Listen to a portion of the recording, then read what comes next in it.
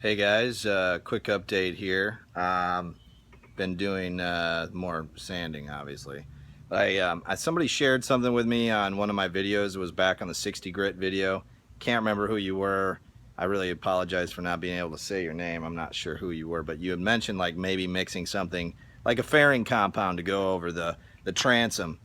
I was having trouble sanding it and whatnot. So I did that. I actually made a mixture of Cabosil and polyester resin, and I painted it on.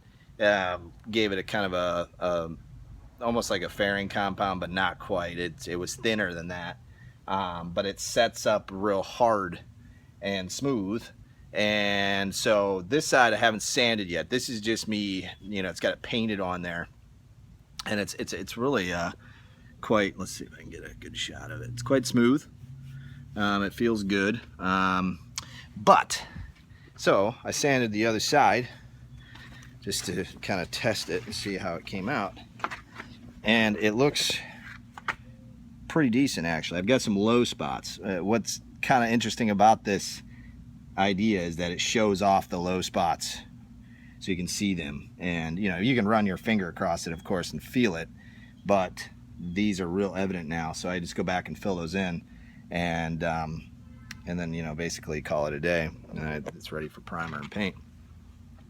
So thank you to whoever made that suggestion. That was really awesome, because that changed the way I did that. And I kind of thought about that, but then I thought, I don't know if that's the way you do it, or do you sand the chop strand matting down to make it smooth, or I can't, I don't know. I've never done it before, but that worked. And I really think that that's going to be the way I'm going to do the whole transom inside and out, just to kind of give myself a nice flat surface to work with when I go ahead and prime and paint. So so what I've been doing today has been a lot of sanding. I've been filling more holes in the cap, and then I ran over the hull and found little scratches and things like that, and just filled them in with that same fairing compound stuff that I made.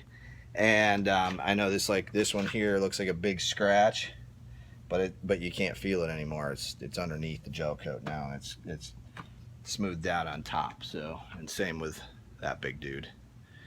So it's nice and smooth. Glad I bought those 60 grit sanding pads. I'm probably gonna end up going over the boat again one more time with 80 grit, because just to raise the grain.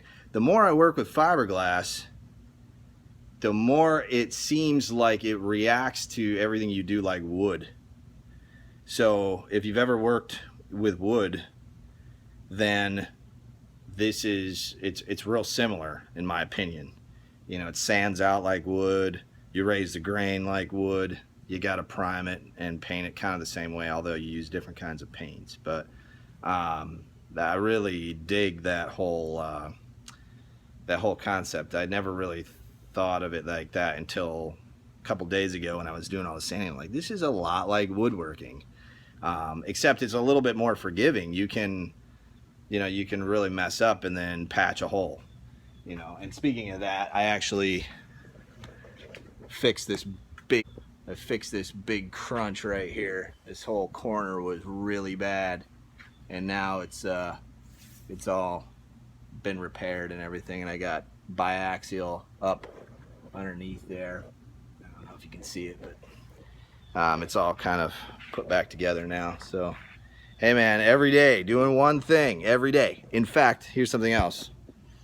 So my shop doors were rotted out, and I ended up having to pull them all apart and patch down over here. I ended up having to patch all that wood and fix the doors. This door is still off of its hinges because it's in the house drying out. We've gotten so much rain that everything has been just sopping wet. And so anyways, the doors got taken off their hinges. I also installed a new shop light. Ding, right here, LED. Got it at Sam's Club for like 30 bucks, and you pull the chain and it turns off. But check it out, right? So like, here's my workspace. Click that thing on and bang, that does make a huge difference.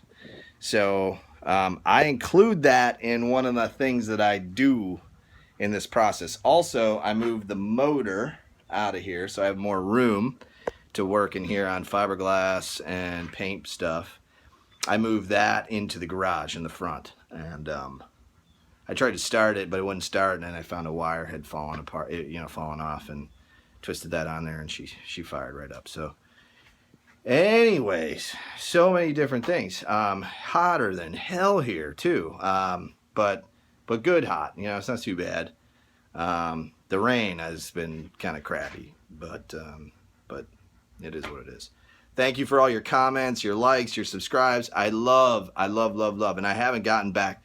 By the way, I love when you comment. I haven't gotten back to from the last video because I was so busy this last weekend, but I'm going to take some time tonight and respond to you guys. So thank you again for all your assistance and help. I love this community. Please like and please subscribe. Thanks so much.